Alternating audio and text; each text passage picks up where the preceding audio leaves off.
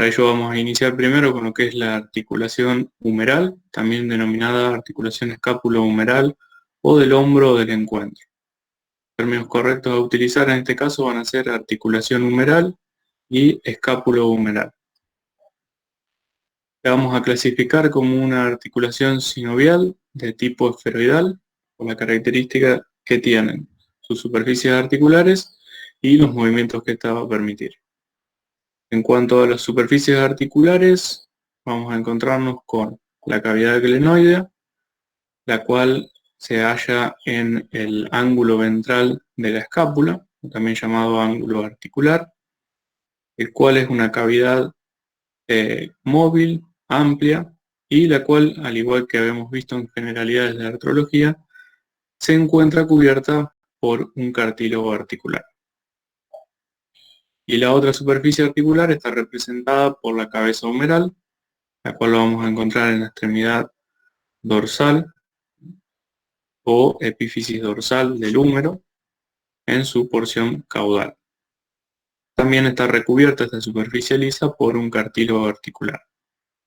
Además de estas superficies articulares, deberemos mencionar que existe un fibrocartílago complementario que se encuentra en el borde de esa cavidad glenoidea, permitiendo una mejor coaptación entre estas superficies o caras articulares, porque el diámetro de la superficie de lo que es la cabeza humeral es de casi el doble del tamaño de la cavidad glenoidea de la escápula. El labio lo que hace es ampliar esa cavidad glenoidea en cuanto a superficie y a profundidad, mejorando la coaptación entre estas dos caras articulares. Siguiendo el método descriptivo, debemos mencionar lo que son los medios de unión, que en este caso, al ser una articulación de tipo sinovial, vamos a encontrarnos con una cápsula articular, el cual se va a insertar, o la cual se va a insertar en los contornos de las superficies articulares. En este caso, esa inserción la va a hacer a unos centímetros alejados de esas superficies articulares. Por lo tanto, esta cápsula articular va a ser amplia y bastante coextensible. Le va a permitir una mayor distensibilidad a la misma. Bueno, como toda cápsula articular, está constituida por dos membranas, un estrato que es el externo fibroso y uno interno que es membranoso o sinovial.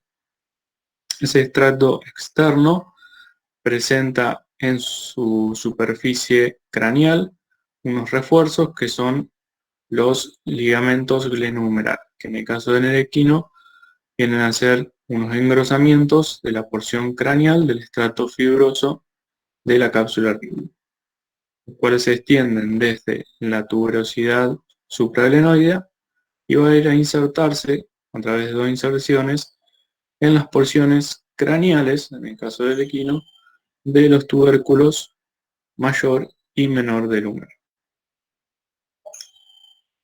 En el esquema de la derecha podemos observar un corte, digamos, ya sagital, en el cual vamos a ver ese labio glenoidal que les había mencionado, que estaba ampliando en este caso la cavidad glenoidea de la escápula, la porción interna membranosa o sinovial de la cápsula y la porción externa o fibrosa, las cuales se terminan insertando a unos centímetros alejados de lo que son las superficies articulares, como les había mencionado recientemente. Los movimientos que va a permitir esta articulación van a ser movimientos de flexión y extensión, a pesar de que, en teoría, al ser una articulación sinovial esferoidal, permitiría todos los movimientos. Esto se debe a que las masas musculares que transitan por esta región, la región, digamos, del hombro o del encuentro, actúan sus tendones como ligamentos, los ligamentos colaterales que no se encuentran presentes en esta articulación. En cuanto a la comparada, vamos a hacer mención de lo que sucede en el canino. En este caso nos vamos a encontrar que los ligamentos glenohumerales ya son independientes a la porción fibrosa de la cápsula articular y se van a originar también desde los bordes de esa cavidad glenoidea y se van a ir a insertar, en este caso, a los tubérculos mayores y menores del húmero. Acuérdense que estos tubérculos, a diferencia que en el equino, no estaban separados en una porción craneal y caudal. Otro ligamento que vamos a encontrar es el ligamento transverso, el cual se va a insertar en las porciones craneales o sea, en el borde craneal, mejor dicho, de esos tubérculos mayor y menor del húmero. Y va a cerrar al surco intertuberal, formando así un canal por donde va a pasar el tendón del músculo bíceps braquial.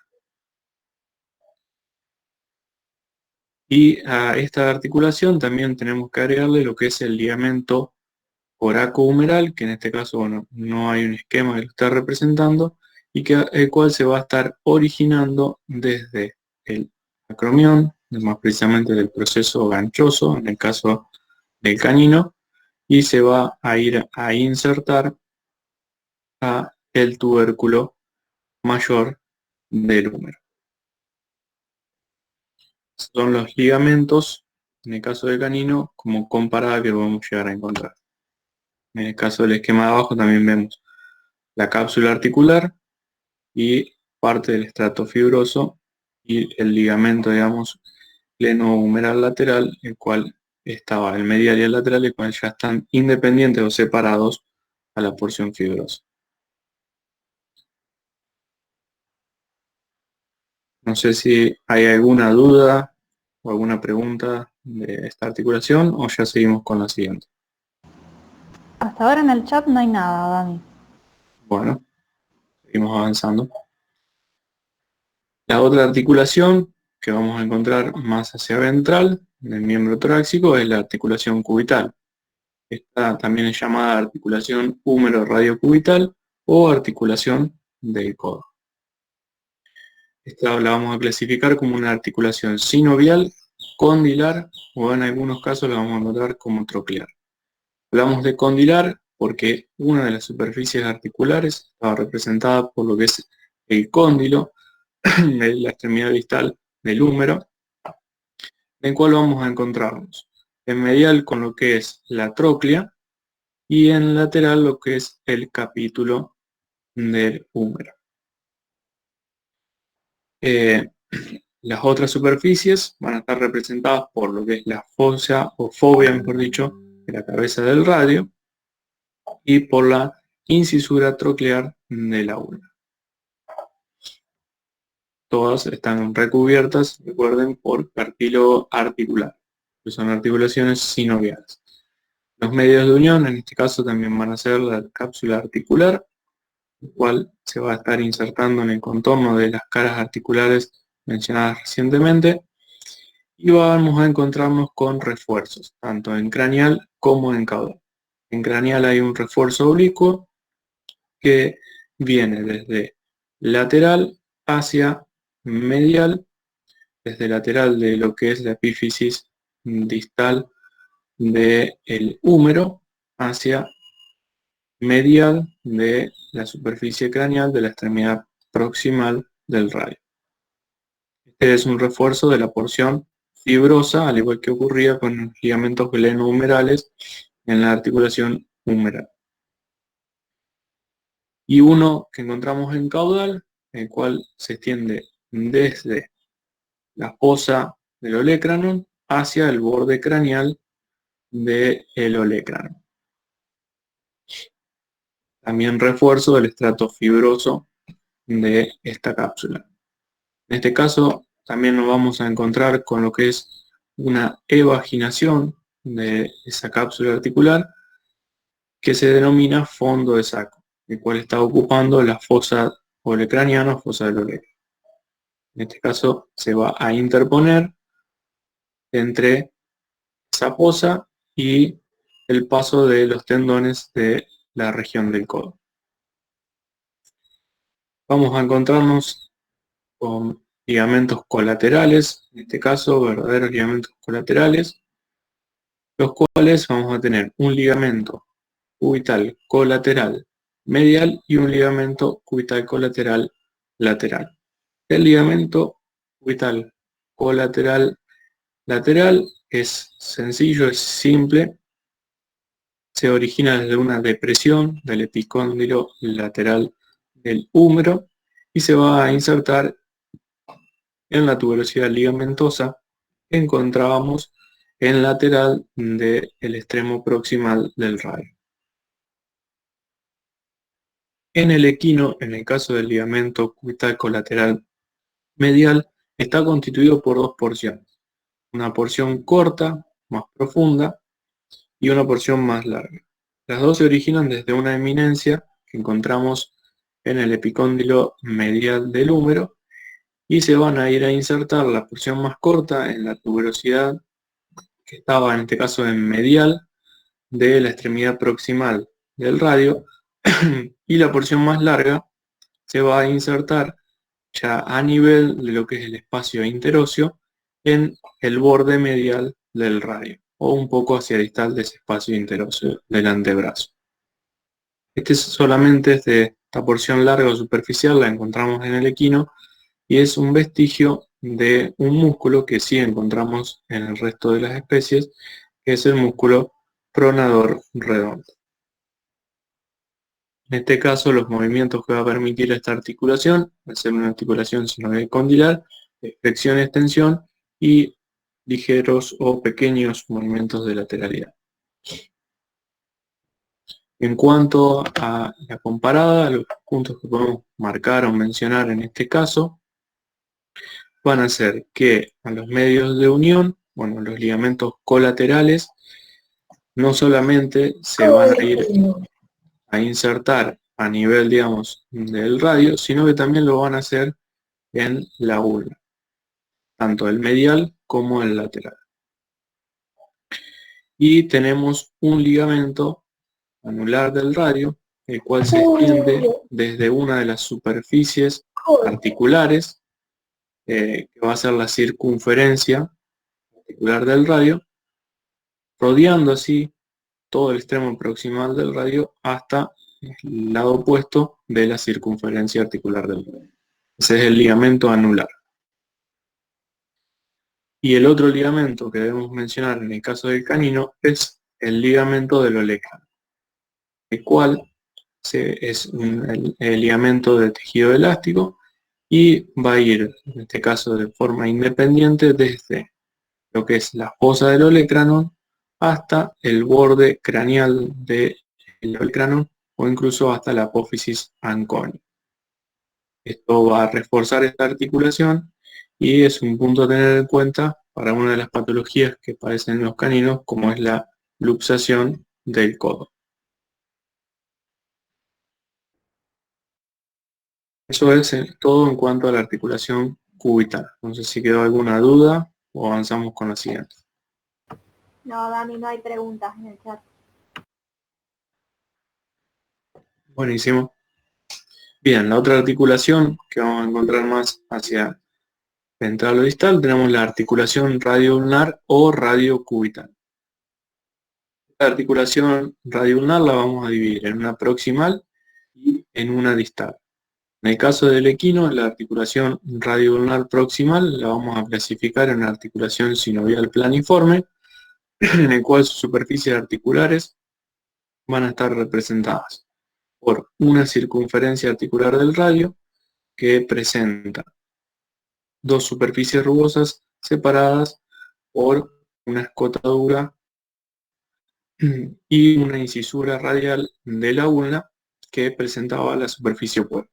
En este caso, en el caso de la circunferencia articular del radio, no tenemos una vista, pero vemos la superficie opuesta de la incisura radial de la ulna. Bueno, los medios de unión van a ser una cápsula articular, la cual está en comunicación con la cápsula articular de la articulación cubital, y la membrana interósea, la cual va a estar llenando el espacio interóseo del antebrazo. En este caso, los movimientos que va a permitir hacer una articulación sinovial planiforme van a ser ligeros movimientos de desliz. La otra articulación radioulnar es la distal, que en el caso del equino es una juntura fibrosa, es decir, que las superficies articulares van a estar representadas en este caso por una superficie rugosa en la cara caudal del radio y por una superficie también rugosa en la cara craneal del cuerpo de la uña. El medio de unión va a ser en este caso un ligamento interóseo, el ligamento interóseo del antebrazo de naturaleza fibrosa, el cual se va a ossificar con el tiempo. Y también vamos a encontrarnos con algunos ligamentos colaterales arciformes, los cuales se van a originar desde las superficies medial y lateral de la ulna y se van a ir a insertar en la superficie caudal del radio. Eso es la articulación radio-ulnar distal en el caso del equino. En cuanto a las comparadas, vamos a encontrarnos que la articulación radiocubital proximal la vamos a clasificar en este caso como sinovial, pero no planiforme, sino trocoide. Las superficies articulares van a estar representadas también por la circunferencia articular del radio y la incisura radial del cúbito, que en este caso la circunferencia articular del radio va a tener forma convexa y la incisura cóncava.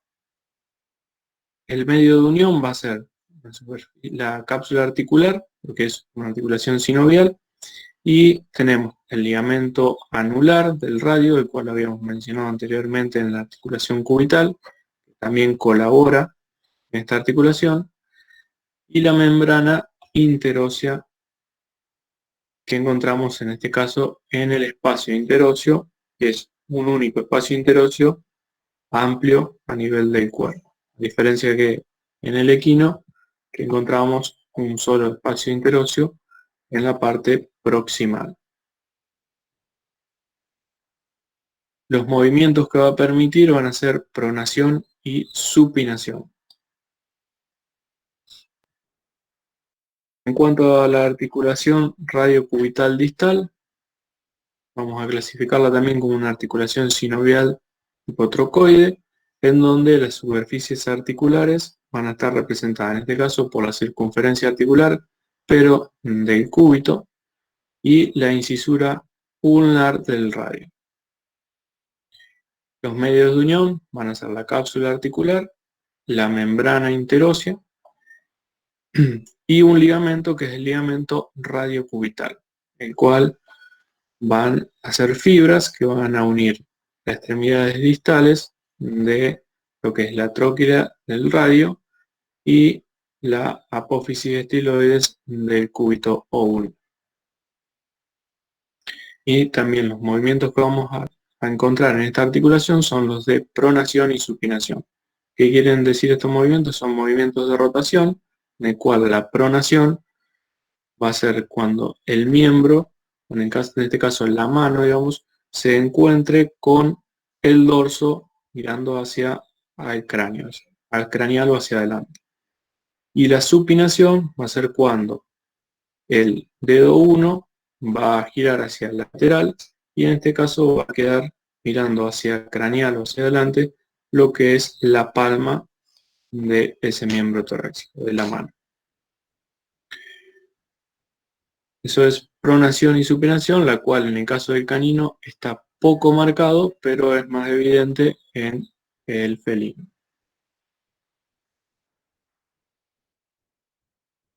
No sé si hay alguna pregunta de la articulación radiocubital o radioulnar, o sigo con la articulación del carpo, que es la última que vamos a ver. En el chat Ahora en el todavía chat no hay no hay nada. nada. Bueno, en cuanto a la articulación del carpo, o también llamada de la rodilla, mal llamada la rodilla por la región, digamos, zootécnica de la rodilla, es una articulación compuesta. ¿Esto qué quiere decir? Que en esta articulación intervienen más de dos huesos y va a estar formada por una serie de articulaciones que veremos a continuación. Tenemos la articulación antibraquiocarpal, es decir, entre los huesos del antebrazo. Vamos a encontrar entonces una articulación radiocarpal entre el radio y la fila proximal de los huesos del carpo, y una articulación cúbito-carpal cuando intervendría, en el caso de las otras especies, lo que es la ulna, cúbito, con la fila proximal del carpo. En este caso es una articulación sinovial del tipo condilar. Luego tenemos la articulación intercarpal, la cual va a producirse o a generarse entre las dos filas del carpo, entre la fila proximal y la fila distal. En este caso también es una articulación sinovial del tipo condilar. Luego tenemos la carpometacarpiana, en la cual intervienen las superficies articulares de los huesos de la fila distal del carpo con la superficie articular proximal de la extremidad proximal del metacarpiano principal o 3 y de los accesorios, como lo son el 2 y el 4. Y a esto debemos sumarle lo que son las articulaciones entre los huesos adyacentes de la misma fila, las cuales las denominaremos intercarpianas proximal e intercarpianas distal. En este caso son articulaciones sinoviales, pero del tipo planiforme, al igual que la carpometacarpiana, que es de tipo planiforme. Queda mencionar la articulación del hueso carpo accesorio, que se articula con el hueso carpo ulnar y con la extremidad distal del radio. En este caso también es una articulación sinovial del tipo planiforme. Eso en cuanto a las superficies articulares y a los tipos de articulaciones que vamos a encontrar. El medio de unión va a ser también la cápsula articular, que en este caso, al ser una articulación compuesta, tiene algunas particularidades. La porción fibrosa, vamos a encontrarnos que en la superficie dorsal va a generar o a producir lo que es el ligamento carpodorsal. No es más que un ensanchamiento del espesor, digamos, o engrosamiento de la parte fibrosa en su superficie dorsal.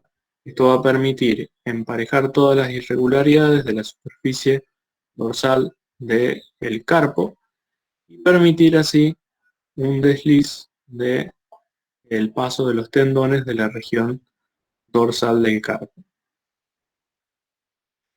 Luego esos tendones también cuentan, mejor dicho, con algunos anexos musculares que facilitan ese desliz, los cuales veremos cuando veamos la parte de miología.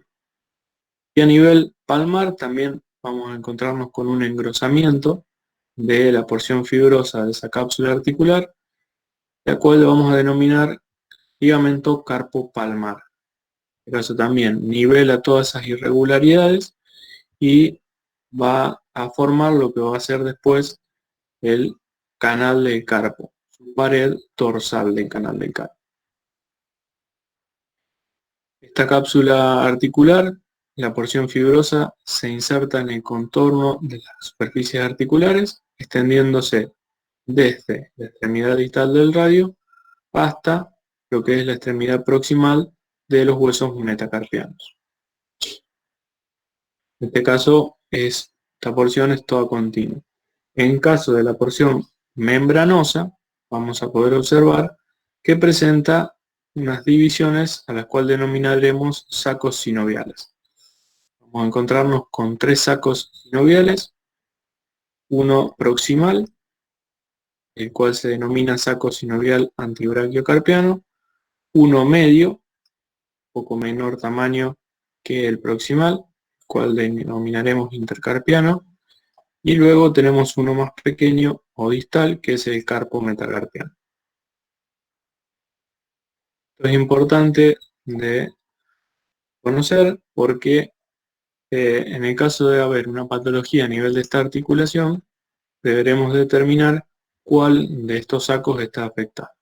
También es importante tener en cuenta que hay una comunicación entre lo que es el saco medio o intercarpiano y el saco distal o carpometacarpiano. Esta comunicación se da a nivel de los huesos carpianos 3 y 4, o sea, sería a este nivel.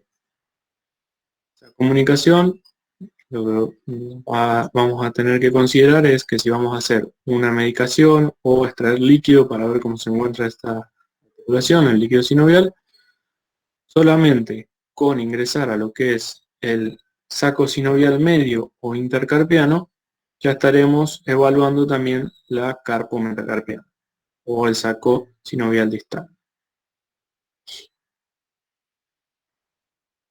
También esta articulación cuenta con fondos de saco, que no es lo mismo que los sacos. Los fondos de saco, acuérdense que eran evaginaciones y lo vamos a encontrar en palmar, lateral y dorsal de esta articulación. Estaría a este nivel. Es una evaginación que se forma y el cual se va a interponer entre los tendones que pasan por esta región. Eso en cuanto a la cápsula articular. Luego tenemos que hacer mención de lo que son los ligamentos. Vamos a encontrarnos con ligamentos colaterales. Vamos a tener un ligamento carpal colateral lateral y un ligamento carpal colateral medial. El ligamento carpal colateral lateral se va a originar desde el proceso estiloides lateral del radio y se va a ir a insertar en lo que es la extremidad proximal del metacarpiano 4 y a veces emitiendo fibras hacia el metacarpiano 3. También en su recorrido va a desprender pequeños manojos que se van a ir a insertar en lo que son los huesos, digamos, de lateral de la fila proximal y distal del carpo, o sea, en el carpo ulnar y en el carpal 4. Estos se denominan ligamentos breves y son fibras profundas. En el caso del ligamento carpal colateral medial, es un poco más ancho y más fuerte que el lateral y también se origina desde la apófisis o proceso de estiloides ulnar o, medial del radio, el ulnar era el lateral, y se va a ir a insertar, en este caso, en la extremidad proximal de lo que es el metacarpiano 2 y del 3. Y también envía pequeños ligamentos breves, manojos, hacia la fila proximal y distal del carpo. En este caso, al carpo radial y al carpal 2. Que si había un hueso carpiano 1, lo íbamos a encontrar en el espesor de este ligamento colateral medial. Otros ligamentos que encontramos en esta articulación son los ligamentos interóseos, que van a estar uniendo a los huesos de la misma fila. Entonces vamos a tener interóseos proximales y distales, como teníamos articulaciones interóseas proximales y distales.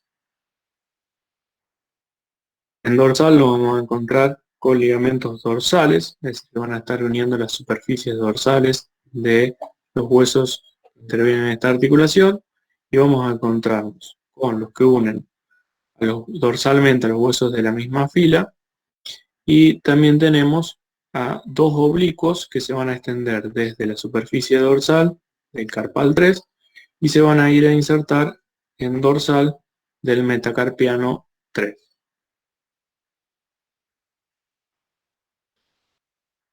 En cuanto a los ligamentos palmares, vamos a tener aquellos que van a conectar a la extremidad distal del radio con la fila proximal. Encontraremos tres que son el ligamento oblicuo, el cual se extiende desde lateral y caudal de la extremidad distal del radio y se va a ir a insertar a lo que es el hueso carporradial. un ligamento antibraquiocarpiano, el cual va desde medial en este caso, de la extremidad distal del radio hacia la cara palmar del hueso carporradial. Y un ligamento que une al radio con el hueso carpo intermedio, el cual se origina un poco hacia distal del origen del ligamento oblicuo. Luego tenemos ligamentos que conectan a los huesos de la fila proximal, que en este caso hay solamente uno, y es el que va a conectar transversalmente las superficies palmares del hueso carpo ulnar con el carpo intermedio. Ligamentos que conectan a los huesos de la fila distal no vamos a encontrar. Sí vamos a encontrarnos con ligamentos que unen a los huesos de ambas filas. En este caso vamos a tener un ligamento que une al hueso carporradial con el carpal 2 y otro que va a ir desde el hueso carpo ulnar y se va a insertar en lo que es el hueso carpal 4 y carpal 3. Y tenemos aquellos ligamentos que unen después al hueso, a la fila distal, en este caso del carpo con el metacarpo. Nos encontramos con 4 ligamentos, 2 de ellos se van a extender desde el carpal 3 y van a ir a insertarse al metacarpiano 3, y los otros 2 se van a originar desde el carpal 2 y uno se va a ir a insertar en el metacarpiano 2 y el otro en el metacarpiano 3. Además a estos ligamentos palmares tenemos que sumarle lo que son los ligamentos que van a formar el aparato suspensor del hueso carpo accesorio. Entre estos tenemos los ligamentos accesorio ulnar, el cual se origina desde la superficie lateral del hueso carpo accesorio y se va a insertar por lateral, un poco hacia distal de lo que era la apófisis estiloide ulnar del radio o lateral del radio. Después tenemos el ligamento accesorio carpo-ulnar, el cual también se origina desde la superficie lateral de ese hueso carpo accesorio y se va a insertar en la superficie lateral del hueso carpo-ulnar. Luego el ligamento accesorio cuartal, en este caso se va a originar desde el borde distal del hueso carpo accesorio y se va a terminar insertando en lo que es el hueso carpal 4. Y un ligamento accesorio metacarpiano que también se extiende desde el borde distal del hueso carpo accesorio y va a terminar insertándose en el metacarpiano 4. Estos son todos los ligamentos que forman el aparato suspensor del hueso carpo accesorio. De estas articulaciones, los movimientos que vamos a encontrarnos van a ser movimientos de flexión y extensión y algo de lateralidad cuando se encuentre flexionada la articulación. Los movimientos de flexión y extensión van a estar dados por la articulación antibraquiocarpal o radiocarpal, en este caso del equino, y por las articulaciones intercarpianas, que eran de tipo condilares. El resto, como son planiformes, la carpometacarpiana, las intercarpianas proximal y distal y la de hueso carpo accesorio, solamente van a permitir movimientos de desliz. Y bueno, esto es en el caso del canino, para que vean un poco que en el caso de los ligamentos se complejizan un poco más, aún porque en este caso no cuentan con un solo metacarpiano principal y dos accesorios, sino que encontramos a este nivel 5 huesos metacarpianos, que van a ser de los 5 dedos del miembro torácico. Y esto también era para ver un poco lo que era el engrosamiento palmar o ligamento carpopalmar de la porción fibrosa de la cápsula articular a nivel de la superficie palmar del carpo. Si quedó alguna duda de lo que estuvimos viendo.